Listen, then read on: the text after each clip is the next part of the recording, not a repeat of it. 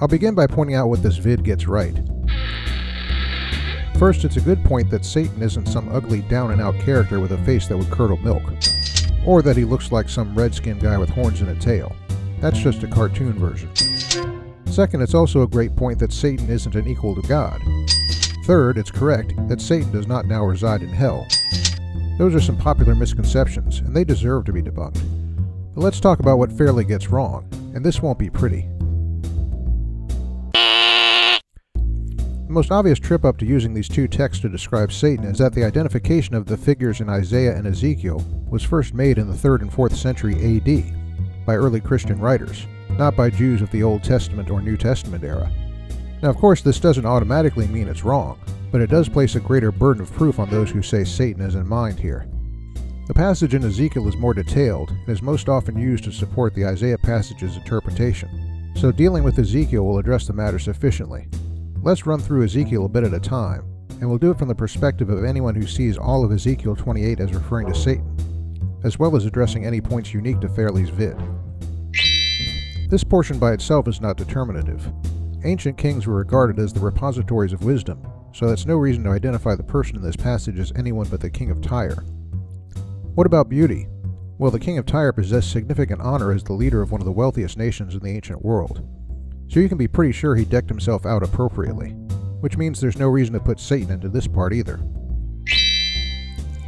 Here's where some Satan identifiers get really cooking.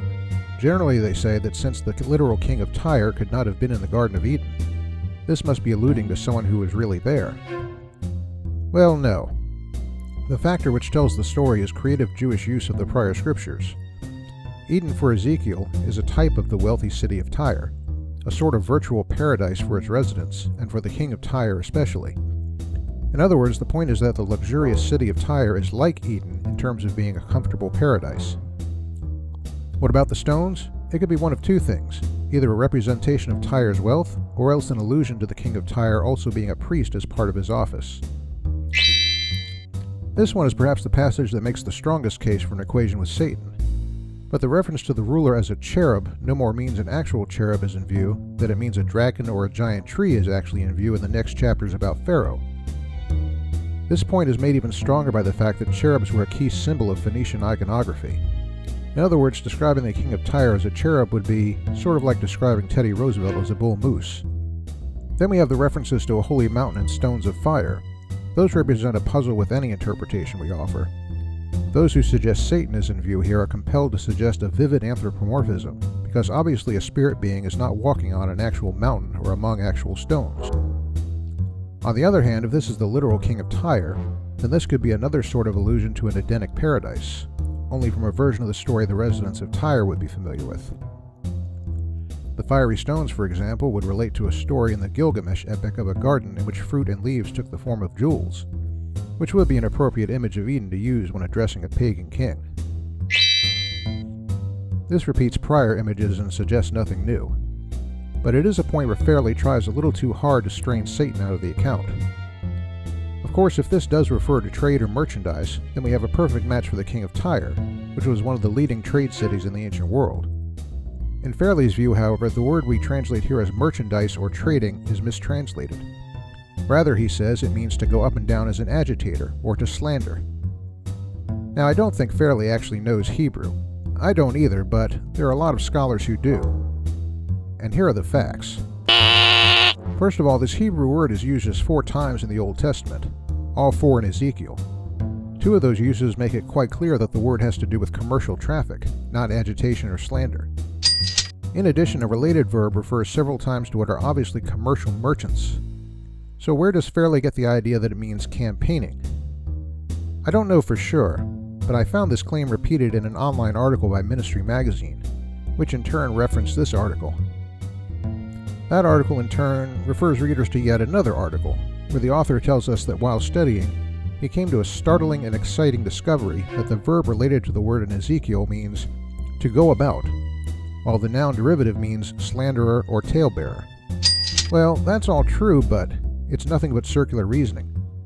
Basically, it's clear that the original root here refers to carrying or traveling around, which is why we get words from it that refer both to merchants and to talebearers. That in turn means that the only reason to assume that what the figure in Ezekiel 28 carries around is slander is because we assume it must be Satan that Ezekiel is talking about.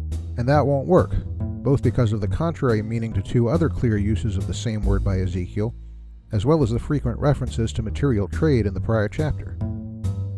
The reality is that serious scholars don't buy this reading, and I can add that those that don't, but still want to find Satan here, are compelled to suggest a shift of focus back and forth between the king of Tyre and Satan in Ezekiel 28. Farley tries for a variation on this, seeking to make a distinction between the prince of Tyre in 28:2 and the king of Tyre in 28:12, which he sees as different persons, the first a human and the second Satan. But that doesn't work either. The word used in verse 2 is a broad one. Though often translated prince, it doesn't carry our connotation of one who is the son of a king. It simply means a leader or ruler in generic terms. And in fact, there are places where it is used to designate someone who is obviously a king. So that won't get two different personages out of Ezekiel 28.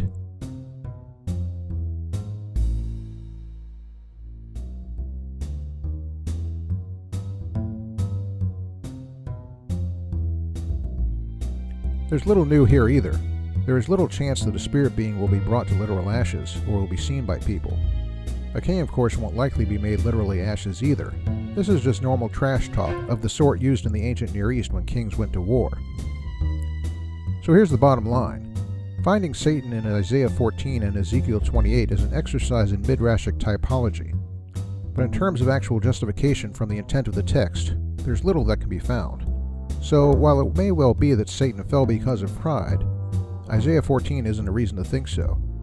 And while it's just possible he used to be in charge of music in heaven, Ezekiel 28 isn't evidence of that either. So in close, how do we rate this one on scholarship? Well, since so much of it is rooted in Isaiah 14 and Ezekiel 28, and since it's not an entirely out of the mainstream view, I'll give this one a half tank.